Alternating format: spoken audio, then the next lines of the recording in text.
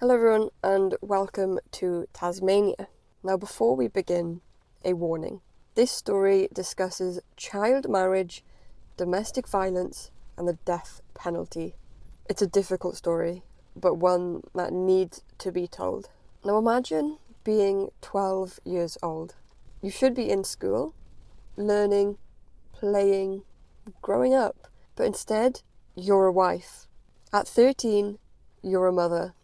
And before your 25th birthday, the state tells you, you must pay for your freedom or we will take your life.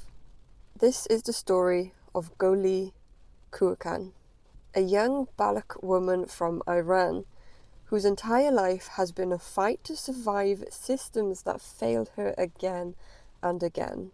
Goli was born into Iran's Baluch minority, one of the most marginalised and impoverished ethnic groups in the country. She had no birth certificate and no official identity papers. To the state, she barely existed. And when she was 12, her family married her off to her own cousin, an arrangement that gave her no say and no way out. At 13, she gave birth to a son. The childbirth happened at home with no medical care. Soon after, her life became a cage. Her husband isolated her from her family. He forced her into constant physical labour, daily abuse and fear. And there was no protection, no shelter, no laws that were on her side. In May 2018, when Goli was just 18, everything came to a breaking point. Her husband began viciously beating their 5-year-old son. Desperate and terrified, Goli called her cousin to help stop him, and a fight broke out. In the chaos, her husband was injured, fatally. Goli didn't run.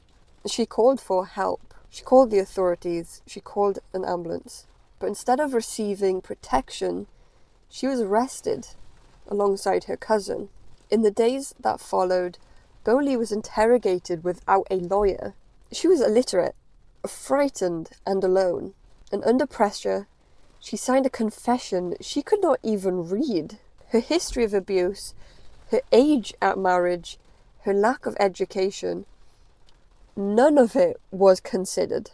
The system only saw one thing: a poor, undocumented Baluch woman accused of killing her husband. The verdict? Death.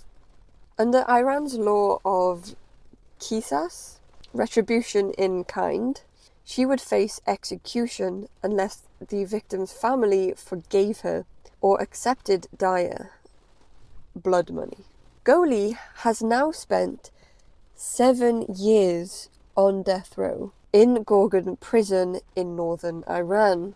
For her life to be spared, the victim's family has demanded 10 billion tomans, about 100,000 euros. An impossible sum for a woman who was married off as a child and denied an education and imprisoned since she was a teenager.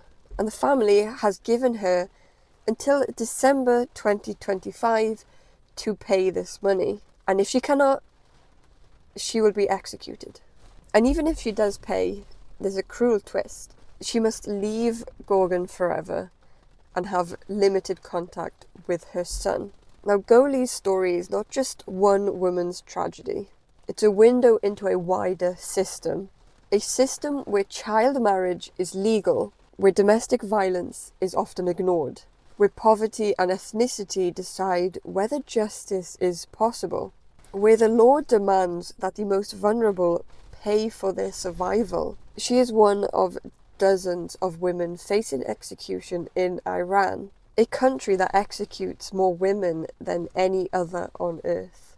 Her story embodies everything the system refuses to see. This cycle of abuse, child marriage, illiteracy, and gender-based violence, all tied together by poverty and silence. Human rights organizations like Iran Human Rights are calling for urgent international pressure. They are urging the Iranian authorities to commute her sentence, to waive the blood money or grant her a pardon. There are journalists and activists trying desperately to raise awareness before the December 2025 deadline, but time is running out. Goli's case is now a global symbol of how systems built on inequality can demand the ultimate price from those they failed to protect. Right now, as you hear this, Goli is only 25 years old, and she has spent nearly a third of her life behind bars, and she wakes up every morning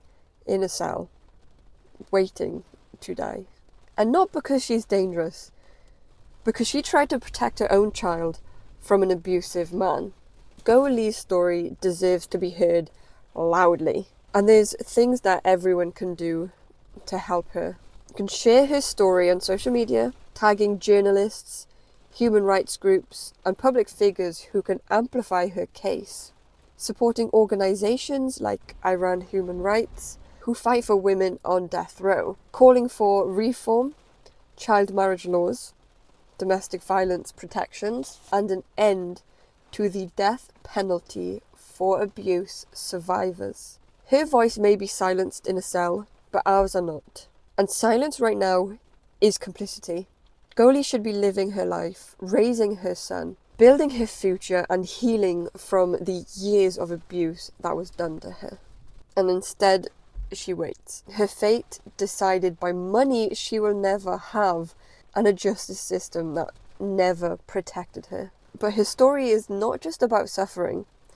It's about survival, resistance, and the power of awareness.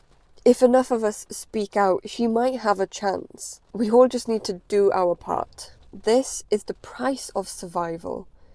This is Goli Kouhkan's story. And it isn't over yet.